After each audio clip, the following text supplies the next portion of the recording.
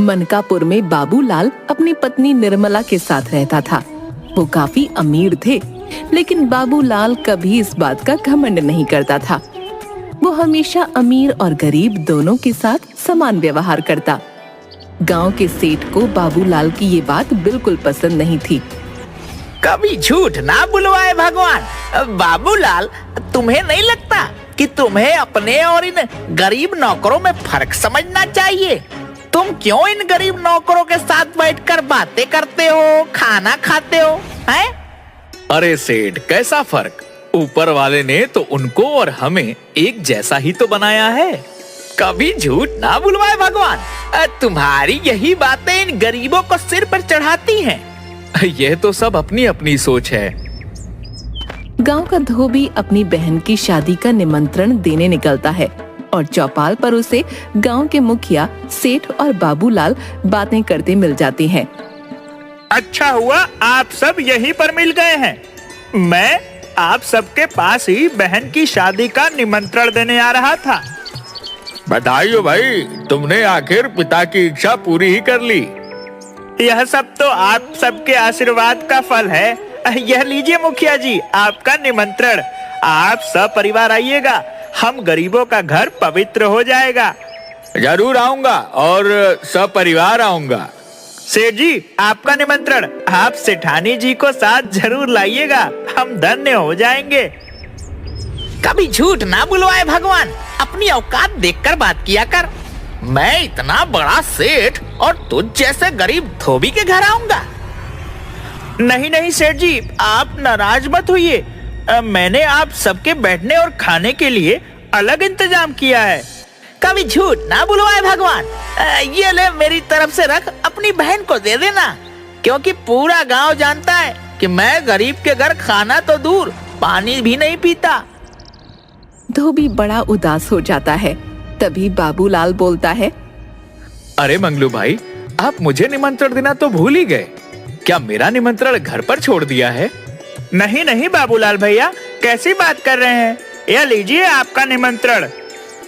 पहले तो तुम्हें बहुत बहुत बधाई हो, और मैं अपने साथ तुम्हारी भाभी को भी जरूर लाऊंगा। हम दोनों शादी में जरूर आएंगे और खाना भी खाएंगे। बाबूलाल की बात सुनकर सेठ नाराज हो जाता है। बाबूलाल अपनी पत्नी के साथ मंगलू धोबी के घर शादी में जाता है और सबके साथ जमीन पर बैठकर खाना खाता है। इस बात की तारीफ गांव में हर तरफ होने लगती है। ये बाबूलाल अपने आप को समझता क्या है? मेरे सामने अपने आप को ज्यादा दयावान दिखाना चाहता है। इसको तो सबक सिखाना ही होगा। सेठ के यहाँ काम करने वाले 4 मजदूर सेठ के सामने अक्सर बाबूलाल की तारीफ करते। एक बार 5 दोस्तों में शर्त लगती है कि जो जीतेगा वो शहर के बड़े होटल में सबको खाना खिलाएगा। बाबूलाल शर्त जीत जाता है और 5 दोस्त मिलकर शहर के बड़े होटल में खाना खाने के लिए जाते हैं। निर्मला भी उनके साथ जाती है। हाय मोरी अम्मा, ये होटल तो बहुत ही महंगे लग रहे हैं। अजी सुनते हैं, हम कहीं और चलते हैं। चुप रह पगली। हरी भाग्यवान, आराम से बैठकर सेठानियों की तरह बड़े होटल में खाना खा। तैयारी, फिर भी एक बार सोच लो जी, ये तो बड़ा महंगा होटल है, लेने के देने न पड़ जाएं। अरे मेरी लुगाई, कौन तुझे समझाए? अब शर्त लगाई है, पूरी तो करनी होगी। सभी खाने के मजे लेते हैं और पेट भरकर खाना खाते हैं। क्यों भैया, तुम्हें कुछ और भी खाना है तो मंगा लो, फिर ना कहना। नहीं भाई, बस हो गया। वेटर भाई, कितने पैसे हुए? पूरे 1200। अम्मा, गई भैंस पानी में। 1200? मैंने कहा था ना, कहीं और चलते हैं। अब की हुई? क्यों घबराती है भाग्यवान? अब चाहे 1200 हो या 1500, पैसे तो देने ही हैं। बाबूलाल अपनी जेब में हाथ डालता है। उसकी जेब खाली होती है। निर्मला, क्या मेरा बटुआ तुम्हारे पास है? नहीं, तुम्हारे जेब में ही तो रखा था जी। मेरी जेब में तो नहीं है। कहाँ गया? क्या हुआ भाई साहब, पैसे दो। दे रहा हूँ भाई, रुको तो। क्या हुआ जी, बटुआ नहीं मिल रहा का? नहीं, मेरा बटुआ तो मेरे पास नहीं है। ये सब नहीं चलेगा, यहाँ पैसे तो देने पड़ेंगे। भाई विश्वास करो, मैं कल आकर पैसे देता हूँ। ऐसा नहीं होता है, अगर पैसे नहीं है तो तुम्हें अभी बर्तन धोने होंगे। भाई तुम गलत समझ रहे हो, हम झूठ नहीं बोल रहे हैं। सच में हमारा बटुआ कहीं खो गया है या घर पर ही छूट गया है। मैं कल आकर पैसे दे दूंगा। तुम शराफत से पैसे देते हो कि मैं सेठ को बुलाऊं? भाई मेरे पास पैसे नहीं हैं। तभी वहाँ गांव का सेठ आ जाता है। कभी झूठ ना बुलवाए भगवान। अरे बाबूलाल, क्या बात हो गई भाई?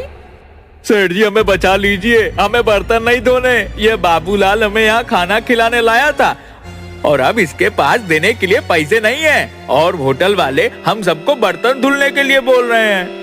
कभी झूठ ना बुलवाए भगवान। अब डरो नहीं तुम लोग, मैं हूँ ना। मैं सच कह रहा हूँ, मैंने बटुआ रखा था। हाँ, मैं खुद बटुआ में पैसे डालकर उनके हाथों में दी थी। कभी झूठ ना बुलवाए भगवान। कोई बात नहीं बाबूलाल, पैसे मैं भर देता हूँ। ठीक है, आप उनके पैसे भर दीजिए, मैं कल आपको पैसे लौटा दूंगा। कभी झूठ ना बुलवाए भगवान। भाई देखो, तुम्हारा तो पता नहीं, लेकिन मैं एक सेठ आदमी हूँ, बिना लिखा पढ़ी कुछ नहीं करता। मैं पैसे तो भर दूंगा, लेकिन तुम्हें और तुम्हारी पत्नी दोनों को इस कागज पर साइन करके देना होगा। हाँ सेठ, इसमें क्या बात है? बिना कुछ सोचे समझे बाबूलाल और निर्मला दोनों सेठ के दिए कोरे कागज पर साइन कर देते हैं। सेठ उनका बिल चुका देता है। दूसरे दिन बाबूलाल के घर पर सेठ पुलिस लेकर आ जाता है। तुम्हारा नाम बाबूलाल है? जी साहब, मेरा ही नाम बाबूलाल है। कहिए क्या बात है? तुम्हें शर्म नहीं आती है एक भले आदमी को परेशान करते हुए? मैंने किसे परेशान किया साहब? ये सेठ को।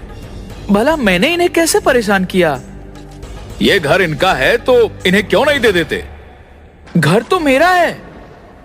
तुम झूठ बोल रहे हो। सेठ के पास कागज है जिसमें लिखा है कि तुमने यह घर और अपना सारा जमीन जायदाद उसके नाम कर दिया है और आजीवन तुम और तुम्हारी पत्नी उनके नौकर बनकर रहेंगे और उनकी सेवा करेंगे। हमने ऐसा कोई कागज साइन नहीं किया है। हमने पैसे जरूर उधार लिए, पर वो हम इनको लौटा देंगे। कभी झूठ ना बुलवाए भगवान। ये दोनों एक नंबर के झूठे हैं। आपके पास तो कागजात है, आप खुद देख लीजिए। सेठ बिल्कुल सही कह रहा है। तुम दोनों ने इस कागज पर साइन किया या नहीं? हाँ, मैं और मेरी पत्नी निर्मला, हम दोनों ने कागज पर साइन किया है। तो फिर इस कागज के अनुसार यह घर और जमीन जायदाद इन सेठ का है और तुम्हें उनकी सेवा करने के लिए आजीवन उनके घर पर रहना होगा। ठीक है साहब, अगर आप कहते हैं तो हम आपकी बात मान लेते हैं, लेकिन इनको कागज पर लिख कर देना होगा कि हमें इनकी क्या सेवा करनी है। ठीक है सेठ, तुम 2 कागज पर लिखो कि इसे और इसकी पत्नी को तुम्हारे घर में क्या क्या सेवा करनी है। एक कागज तुम्हारे पास होगा और दूसरा कागज इनके पास होगा। बाबूलाल और निर्मला दोनों सेठ के घर चले जाते हैं। कभी झूठ ना बुलवाए भगवान। बाबूलाल, तुम्हें जानवरों को खिलाना, खाना, उनको नहलाना, खेतों का काम करना, बाजार से सामान लाना, मेरे पैर दबाना, ये सारे काम करने होंगे। ठीक है। निर्मला की बच्ची, तुझे रसोई का खाना बनाना, बर्तन धोना, कपड़े धोना, घर की साफ सफाई करना और मेरे पैर दबाने हैं। ये सारे काम करने होंगे। घर में आने जाने वालों का ध्यान रखना। जी सेठानी जी, आप जैसा कहें। सेठ और सेठानी बाबूलाल और निर्मला को बहुत परेशान करते हैं। दिन रात उनसे काम करवाते रहते हैं। सेठ जी, अब तो हमारे घर में नौकर आ गए हैं। तुम एक काम करो, माँ जी को भी बड़े भाई के घर से वापस ले आओ। कभी झूठ ना बुलवाए भगवान। तुझे क्या जरूरत है उन्हें बुलाने की? उनका काम और बढ़ जाएगा। तुम तो पागल हो। अगर माँ आखिर समय में हमारे पास रहेगी तो उनके जेवर तो वो हमें ही देके जाएगी ना। कभी झूठ ना बुलवाए भगवान। तो तूने पहले क्यों बड़े भाई के घर भेजा? क्योंकि तुम्हारी माँ के नखरे ही बहुत हैं। कभी झूठ ना बुलवाए भगवान। तो अब क्या नखरे खत्म हो गए? नहीं, अब वो नखरे उठाने घर में नौकर जो आ गए हैं। सेठानी सारा दिन निर्मला को इधर से उधर भगाती रहती और सेठ बाबूलाल को। एक दिन बाबूलाल और निर्मला तय करते हैं कि आज तो उन्हें कुछ करना ही होगा। बहुत हो गया। बाबूलाल सेठ के सारे जानवर बांट देता है। सेवा ले लो, सेवा। सेठ ने अपने सारे जानवर, घर सबको सेवा के लिए लगा दिया है। कैसी सेवा? अरे भाई, फ्री की सेवा। जिसे चाहिए वह जानवर ले जाओ और कोई पैसे नहीं देने हैं। जो जानवर चाहे वह ले जाओ। गांव वाले बड़े खुश होते हैं और एक एक करके सेठ के सारे जानवर ले जाते हैं। निर्मला सबके लिए शरबत बनाती है और उसमें जमाल गोटा मिला देती है। सेठ, सेठानी, सेठ की माँ सबको वो शरबत पिलाती है और सब बड़े मजे से स्वाद लेकर शरबत पीते हैं। कभी झूठ ना बुलवाए भगवान, क्या शरबत बनाया है निर्मला ने। और दो। हाँ, और दो सेठ जी को और मुझे भी। थोड़ी देर बाद एक एक करके सबके पेट में गुड़गुड़ होने लगती है। कभी झूठ ना बुलवाए भगवान, मेरे पेट में गुड़गुड़ हो रही है। लगता है मुझे बाथरूम जाना होगा। अरे सेठ जी रुको, मेरे पेट में दर्द हो रहा है, पहले मुझे जाने दो। अरे बहू मेरी बात सुनो, मुझे जरा बाथरूम तक ले चलो, मेरे पेट में बहुत दर्द हो रहा है। अरे आप रुक जाओ, पहले मैं जाती हूँ। सेठानी बाथरूम के दरवाजे के बाहर। अरे सेठ जी जल्दी बाहर निकलो, नहीं तो मेरे कपड़े खराब हो जाएंगे। कभी झूठ ना बुलवाए भगवान, पहले मुझे तो आराम मिलने दे। तुम्हारे आराम के चक्कर में ऐसा ना हो कि मेरा काम तमाम हो जाए। अरे मेरी भी कोई सुन लो, मुझे भी बाथरूम जाना है। सेठ बाहर आता है। अरे जल्दी हटो, मुझे जाने दो। अरे बेटा तुम मुझे बाथरूम ले चल, ये बहू तो सुनती ही नहीं। कभी झूठ ना बुलवाए भगवान, माँ पहले उसे बाहर आने दो, फिर ले चलता हूँ मैं। अरे जल्दी ले चल, नहीं तो यही हो जाएगा। कभी झूठ ना बुलवाए भगवान, रुक जा माँ, मुझे तो लगता है मुझे फिर जाने की जरूरत होगी। निर्मला तुम मुझे बाथरूम ले चल। निर्मला आती है और सेठ की माँ को पकड़कर बाथरूम तक ले जाती है, लेकिन बाथरूम के दरवाजे के बाहर सेठ पहले से खड़ा होता है और सेठानी अंदर विराजमान होती है। अरे सेठ जी, तुम तो खेतों में भी जा सकते हो, बाथरूम सेठानी और माता जी के लिए छोड़ दो ना। कभी झूठ ना बुलवाए भगवान, बाबूलाल के बच्चे कहाँ मर गया, जल्दी मुझे पानी का डिब्बा ला कर दे।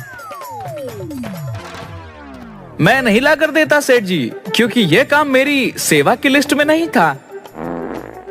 कभी झूठ ना बुलवाए भगवान, ऐसे समय ये कौन देखता है। नहीं सेठ जी, जो मेरी सेवा लिस्ट में है मैं तो वही काम करूंगा। सेठ अपना पेट पकड़कर खेत की ओर भाग जाता है। अरे बहू जल्दी बाहर आ, मेरे पेट में फिर से दर्द होने लगा। रुक जाओ माँ जी, थोड़ी देर रुको तो। तभी सेठ खेतों से वापस आता है। कभी झूठ ना बुलवाए भगवान, मैं तो अभी खेत से आया और फिर से मेरे पेट में दर्द होने लगा। नहीं बेटा, पहले मैं जाऊंगी। अरे सेठ जी, माँ जी पहले से लाइन में खड़ी हैं। कभी झूठ ना बुलवाए भगवान, अंदर तो पहले मैं ही जाऊंगा। सेठानी बाहर आती है और सेठ फिर से बाथरूम में घुस जाता है। लो, अब मुझे कहीं जाने की जरूरत नहीं, जो होना था वो तो यही हो गया। निर्मला मुझे साफ कर दो। माँ जी, ये काम हमारी सेवा लिस्ट में नहीं था। तो ये काम कौन करेगा, कोई तो मुझे साफ कर दो। ये काम आपकी बहू करेगी। नहीं नहीं, मैं नहीं कर सकती ये काम, ये मेरे बस का रोग नहीं है। मैं तो नहीं करूंगी, क्योंकि ये मेरी सेवा लिस्ट में नहीं था। इससे अच्छा तो मैं बड़े बेटे के घर ही रहती, कम से कम मुझे वहाँ कोई तकलीफ तो नहीं थी। कभी झूठ ना बुलवाए भगवान, निर्मला तू ही माँ को साफ कर दे, तेरी सेठानी तो करने से रही। मैं नहीं करती सेठ जी, ये मेरी सेवा लिस्ट में नहीं था। अरे कोई तो मेरी भी सुन लो, मैं कब तक ऐसे खड़ी रहूं?